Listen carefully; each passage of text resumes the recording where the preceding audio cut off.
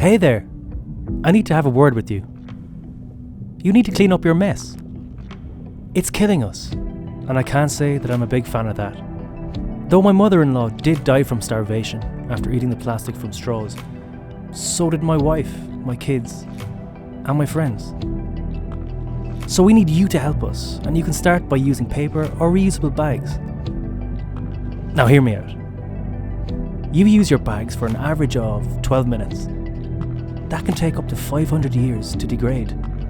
But the bags don't even break down completely. Instead, they photodegrade, becoming microplastics that my fingerlings eat. And their little stomachs fill up with something that they cannot digest. And then they die of hunger. This kills up to 1 million marine animals every single year, including whales, sharks, fish, turtles, and birds. And currently, it is estimated that there is now over 100 million tons of plastic in our planet's oceans.